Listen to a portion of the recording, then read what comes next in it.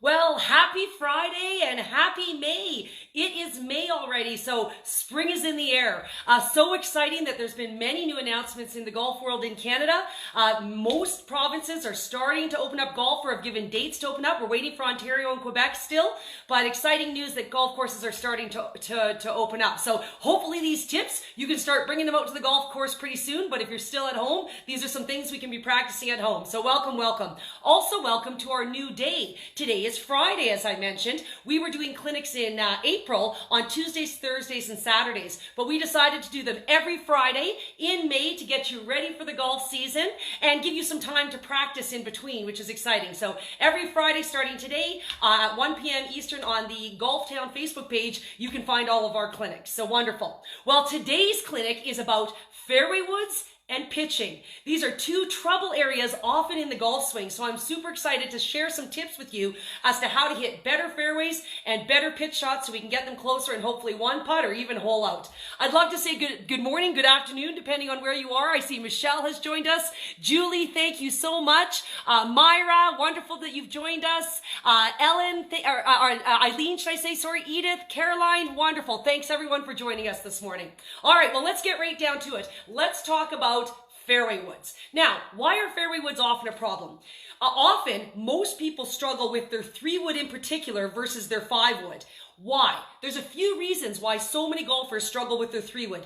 This is a difficult club to hit. We need to know that. This is a slightly longer club and it doesn't have a ton of loft. Typically, a 3-wood has about 15 degrees of loft. So here's the thing. Even great players, single-digit handicaps, when you are playing when you choose to use a fairway wood, you need to have two things going for you for the fairway wood to come out successfully. Number one, you need to have a good lie, and number two, you need to have a good stance. So if you have uneven ground, and again, if the ball's not sitting right, it's going to be very, very difficult for you to hit a great 3-wood. So here's the thing, stop beating yourself up and maybe 3-wood isn't the club. Now, all the tips I'm going to be sharing with you today are from my coach, PGA of Canada professional, national award-winning coach, Paul Horton. So Paul and I chatted fairway woods and pitching, so I'm going to share a bunch of tips that Paul works with his students as well and that I work with my students when Paul comes to join us at my Lisa Longball Golf Schools.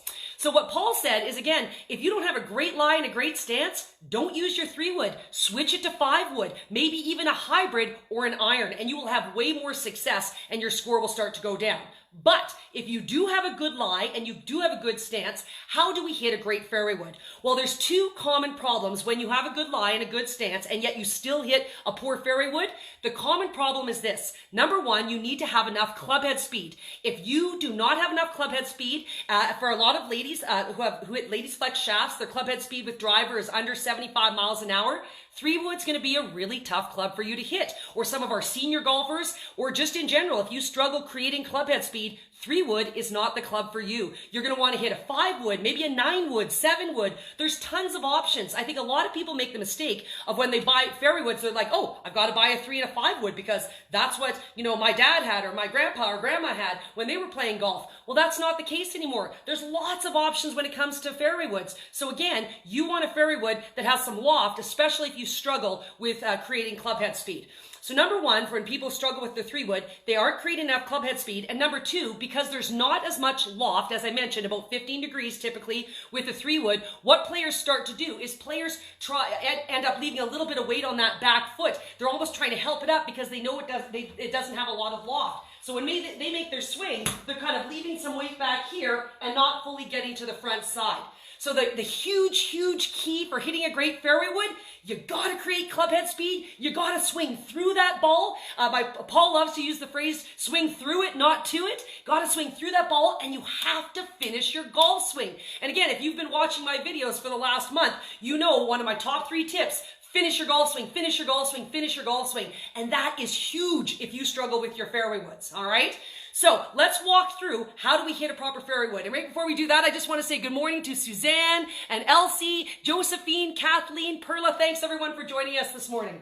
Okay, so first thing we need to talk about with fairway woods, ball position. A lot of people make a mistake right here. We can fix a problem right now with ball position.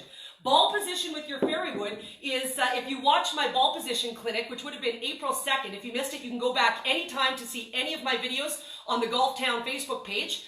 What you want to do for ball position for fairway wood is it needs to be slightly ahead in your stance. So it's the exact same ball position I taught you on April 2nd, and that is, here's a great way to do it. Feet together. I want you to eyeball the ball as if it's in the middle of the feet. Simply move the lead foot 3 to 4 inches, or the width of an iron or a club head, that way, and simply move the back foot. Then you know it's in the proper position. So it's feet together. You want to move the lead foot the width of an iron, so 3 to 4 inches, and back foot to comfort. So that's step number 1. Ball position, that's where it should be for fairway wood. Number 2, stance. This is a longer golf club, so you can have a slightly wider stance here. So that will help you create some balance. That's number 2. So those 2 things alone can start helping you, some of you hit better fairway woods. So right there. Number 3, we've already gone through all of our positions where we know we have to have our good posture and a good setup. We want to start our backswing with our lead shoulder. And then, as I said, the next 2 big swing faults, we need to make sure we swing through it, not to it, and finish our golf swing. So again, when we do that, I'll get rid of the ball here, we're going to swing through it, not to it, and finish the golf swing. How do we know if our golf swing is finished? If your golf swing is properly finished, you should have all the weight on the front side. I should be able to see the entire back sole of your shoe. You should have a dirty toe on the back shoe at the end of your round because you've swung through it. So if you're swinging through it fairway wood, you got to create club head speed and you have to finish your golf swing. If you do those things, I guarantee you'll start hitting better fairway woods. And again, if you don't have a perfect lie, a great lie, think about hitting a 5-wood or a hybrid, another club that will be easier to hit because, of course, the 5-wood has a little bit more loft. Now, another thing that is really important when we're talking about fairway woods, my coach Paul said, Lisa, do you want to know some of the reasons that a lot of golfers don't hit great fairway woods? He said, how often do you see people practicing their fairway woods at the driving range? Good point. We often warm up with our wedges, go to our irons, hit some drivers, roll some putts, but do you hit your fairway wood? So if you struggle with your fairway wood, get out there and practice. Let's use that time to get out there, practice, get some reps in with your fairway wood because it is a more difficult club to hit. Okay, and make sure you're always creating club head speed and always finishing your golf swing. Something else you want to know about fairway woods, a fairway wood is a fantastic option when you're teeing off. For me, I hate lying 3 off the tee, so meaning being out of bounds. So if I have out of bounds to the one side and I've got water to the other side, often instead of hitting driver, and especially if it's not a par 5 I can reach into, I'm going to switch to a fairway wood. I'm going to hit a fairway wood off the tee. Why? For me, it's going to be a little bit straighter because, again, the driver is the hardest club in the bag. It's got the least amount of loft and it's the longest club. So if you're a little bit worried you're going to go out of bounds or there's water, any trouble, think about switching to your fairway wood. You'll be stunned, especially when you tee it up, because of course we get to tee it up on the tee box. When you tee it up and you swing through it and finish your swing, many people can rip their fairway wood. I've had lots of people that say, I hit my fairway wood farther than I hit my driver. So again, if you're comfortable with that, think about hitting your fairway wood off the tee. So when you tee it up, it's not like a driver. You don't have as much teed up as a driver. I like to think of it it's very much personal preference. So I like about an inch, but it's totally up to you. Remember the spray technique when I had you spray your club? Hit a couple balls and see where the impact is on your face. Of course, we're always looking for center of club contact. So as long as you're getting center of club contact, that's fantastic. One more tip for hitting great fairway woods is this. Again, as I said, my coach sees a lot of people finish with weight on that backside because, again, it's got a less of a loft of clubs, so they're not coming through. Here's another great swing thought for you if you struggle with your fairway woods. I want you to think of when you're hitting this golf shot, a lot of people, because it looks more like a driver, they're trying to sweep it. If you're always trying to sweep your fairway wood, your contact might be very sketchy. You want to think about you want to hit down on this ball. You want to trap this ball. You want to compress it. You want to trap it. You want to hit down on it. So I want your swing thought to be, if you struggle with your fairway woods, you want to think hit down on the ball, trap it, compress it, swing through it, and finish your golf swing. If you think those things, I guarantee you'll be hitting better fairway shots. So there we go. So there we've got some great fairway tips for you this season. I see Pierre has joined us. Welcome, welcome. Practice does make perfect, Pierre. I'm with you, buddy. And Rick, so wonderful to see you. That's wonderful. I'm glad you love your 3 and 5 wood. Fantastic. And again, and Donna, thanks so much for joining us. Okay, part 2 of our lesson today. Pitching. So now you hit an awesome 3-wood, you hit an awesome 5-wood, 7-wood, 9-wood, and you got, let's call it 30, 40 yards to the green. Now what? Many of us go, right? I'm always so nervous, you know, that 30, 40, 50-yard shot, a pitch shot. So what's the difference between pitching and chipping? Chipping, you're typically about a couple yards off the green. It's a lower shot, often will run a little bit more. A pitch shot, you're further back. You're usually about 20, 30, 40, 50 yards away from the green. Could be a little bit more, but the shot is going to go much higher and usually stop quicker versus rolling out typically. But it's a longer shot into the green and it's going to go higher, okay? So that's pitching. And a lot of golfers struggle with that 30, 40, 50 yard range. Like I know that my knees are shaking sometimes when I get to that 40, 50 yard range. So here are some tips as to how we can make that range better for you.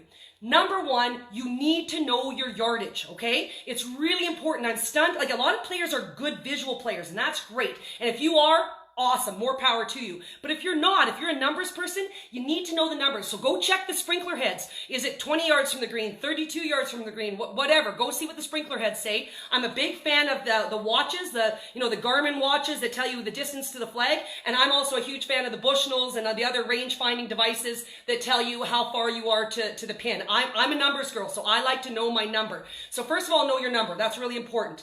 Secondly, when you're pitching, you want to hit a really highly lofted club. So typically, when you're pitching, you're looking at a lob wedge or a sand wedge. That's typically what I'm looking at. So this is my 60-degree wedge right here. So lob wedge or sand wedge, typically with those shots, all right? Now, what are the big things, the big mistakes that my coach Paul Horton sees when he's working with students with pitching? Number one, he says that most students take way too big of a backswing when they're pitching. They're coming in 20, 30, 40, 50 plus yards. Huge backswing. So he says he sees them take these big backswings. Big mistake. Because what happens is they take these big backswings, they're coming to their ball and they're going, uh-oh, I don't have actually that much yardage. So then they stop. So they take this big backswing and then they stop. That's a massive issue for people in pitching. So again, what you want to do, here's your cardinal rule for pitching. You want your club to go back and as far through at about the same distance. It can go a little bit further through, but your club on the way through has to go at least as far through as it did back, and it needs to be a way, way, way shorter backswing, okay? Now, if you remember my putting lesson, again, if you missed my putting lesson, you can go back a few weeks to go check out the putting. What I talked about, which absolutely changed my game, is to stop thinking harder and softer. What people do wrong in pitching, and they're like, oh, that's a pretty long pitch shot. I'm gonna go after it a little more. Oh, it's a short pitch shot, so I'm just gonna fluff it a little bit. I'm gonna fluff it a little bit. No. We can't measure harder, softer. Is it a little bit more harder, a little less harder? Come on, we can't measure that. But what you can measure, you can measure your swing in terms of length. So I don't ever want you to think I need a harder swing, a softer swing. That's a terrible swing thought, especially for your short game. I need you to think we need a longer swing, shorter swing. So again, I'm a huge fan of measurable. So for what I do when I'm pitching, I like to think of I use my body parts. So I like to go ankle to ankle. That might be my 20-yard pitch shot. Halfway up my calf to halfway up my calf might be my 35-yard pitch shot. Knee to knee, that might be my 50-yard pitch shot. Waist to waist, and that might be my 60, 65-yard pitch shot. So again, you got to get out there and practice, because until you start practicing and knowing how far does your ankle to ankle, how far does your knee to knee go, how far does your hip to hip go, you're not going to know those numbers when you're out there on the course. So you got to get out there and practice. I know playing is so much fun, but if you can get out there and put some hours into the practice range, I guarantee your scores are going to start to drop.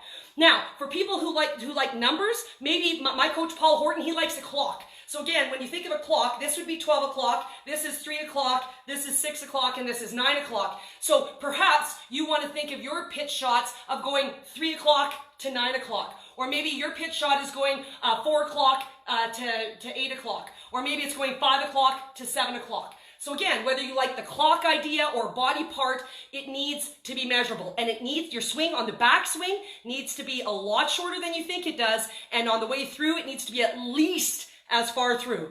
The next thing that people do really incorrectly in terms of their pitching is tempo. Again, they're trying to hit the quick one or try to fluff it and hit it soft. No, it's back to our same putting philosophy. Tick, tock, tick, tock. Again, that metronome. Any of you who are musicians and never did piano lessons with the metronome, you're going to love the tick, talk. So tempo and rhythm is super important in the short game. So again, when I'm getting ready, and I'm getting out there. So let's do some of these measurable little pitch shots here. I'm using a plastic ball. I'll use a plastic ball to start with because I already put a hole in my drywall this morning. So wait till my husband gets home. We're going to be doing some drywall repairs this weekend in the Blueswick household. But so when we're talking about our rhythm, again, you want to have that nice rhythm of tick tock, tick tock. And now that was a light ball, but you saw how far it flew. It doesn't have to be hard to make the golf ball go a long way. And because this is a longer swing than a chip, it's automatically creating club head speed as we're going through. Now, in pitching, it's different than chipping. Remember we taught the flamingo? I've had so many wonderful comments where people said how much they're loving the flamingo, especially those of you who are out on courses. I've had people say they've already dropped 5 strokes off their game from doing the flamingo. So again, if you missed my chipping tip on the flamingo, you'll want to go back and watch it. Pitching is different. I don't want you putting all the weight on the front side and staying there. I want you pivoting around your front foot. So Paul Horton, as I said, my PGA of Canada instructor, he said it's really important to create that pivot around the foot. And by pivoting around that front foot, what it's going to do, it'll actually shallow out your golf swing. And by shallowing out your golf swing, what does that do? Brush the grass. So again, if you've been following my lessons, you know about my top 3 things. I've already talked, we've got to finish the golf swing, but we've got to brush the grass. Brush the grass. That's a huge part as to why so many people hit terrible pitch shots. They don't brush the grass, and your club needs to bottom out after the ball in a pitch shot. So we need to pivot. So we need to pivot around that front foot. Pivot. I don't want you just staying still in a pitch shot. You want to pivot around that front foot, and you want measurable. So you want foot to foot, ankle to ankle, maybe knee to knee, or the clock 9 to 3, whatever it may be, but we're pivoting around that front foot and we're brushing the grass. And so in your practice swing, you should be making sure you're brushing the grass. You can hear the grass brushing. This is something you could be doing in your backyard or at a park across the street. Pitching is something super easy to be practicing at this time right now when we're not able to be on the golf course, for those of you who still don't have courses open in your area, okay? Now, ball position. Ball position is very important in pitching, okay? Now, a lot of people say, oh, well, you play it off your back foot, right? Well, you may remember back from my chipping lesson that what we were going to talk about, the ball position for pitching, and again, this is what I've worked with my PGA of Canada coach, Paul Horton. We go feet together. What you're going to do, feet together, eyeball the ball in the middle of your feet. You're going to move the lead foot. Make sure everyone can see this here. You're going to move the lead foot 3 to 4 inches, or the width of the club head, but you're going to have a super narrow stance. For pitching, you want to have a very, very narrow stance. And by having a narrow stance, you're going to be pressing weight into the front side. Now, I don't want the whole flamingo, as I said, but you will be pressing weight into the front side. So for a shorter chip, like a 20-yard chip, you'll probably have 80% of your weight on your lead foot, 20% on the back, okay? And that just is because we're bringing that back foot in. We're narrowing that stance. But again, the ball is the same distance from the lead foot as it is with every club in our bag except driver.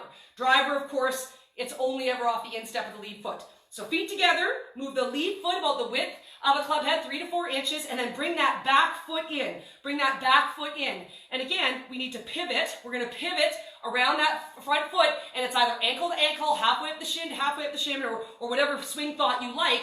And again, you're pivoting around that foot, and you have to make sure you go at least as far through as you did back. Let's do a couple into our, oh, guess what? I got a chipping net. Check out my chipping pitch or pitching net. Check this out, check this out. This has been such fun. So if you have a chance, this is a great purchase. Even once we're out of self-isolation or out of staying at home, this might be a great addition. I got this at the Golf Town Facebook page under accessories, I'm not Facebook page, sorry, website. Okay, so on this one, we'll use a real ball on this one. So on this one, I'm going to make it a very short pitch. I'm going to go feet together, move the lead foot 3 to 4 inches of the width of the club, very narrow stance, pressing 80% of the weight because it's a short pitch. And all I'm going to do is go ankle to ankle. So ankle to ankle. Now, that was a little bit, again, I'm not 20 yards from my pitching net here, but as you saw, I got lovely height because I brushed the grass and all that. And if I wanted a longer shot, now I'll switch up to this, to a plastic ball here. Feet together, move the lead foot 3 to 4 inches, bring that back foot in, And again, now maybe I might go knee to knee to knee. And as you saw, again, great height. I know it's a lighter ball, but great height, great contact. So again, here are the keys to pitching. You got to make sure you've got great ball position, which is feet together, move the lead foot 3 to 4 inches. It's a very narrow stance. The feet are going to be very close together, okay? We're going to pivot around that front foot.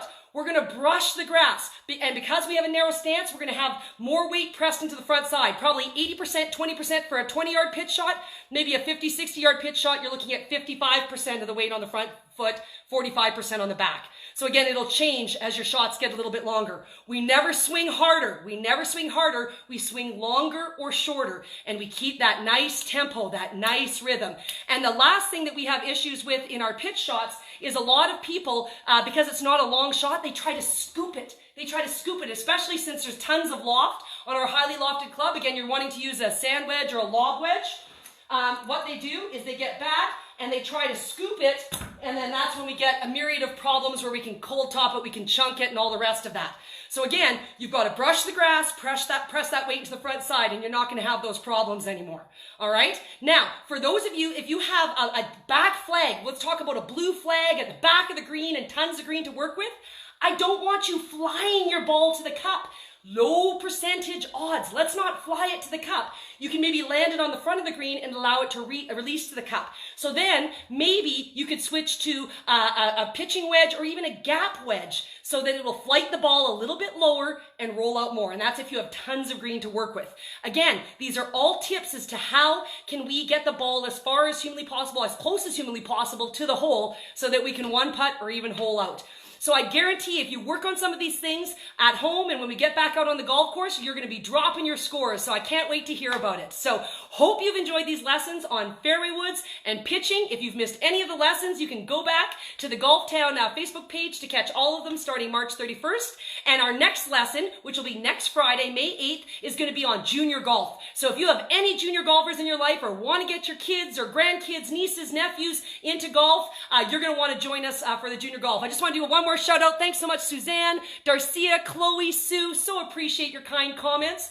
And if you have any questions for me or want to follow me, my Twitter and Instagram is at Lisa Longball, and my Facebook page is Lisa Longball, and my website's www.lisalongball.com. Can't wait to see you next Friday. Enjoy your weekend, everyone, and let's become Fairway Wood and pitching masters. Thanks very much, everyone.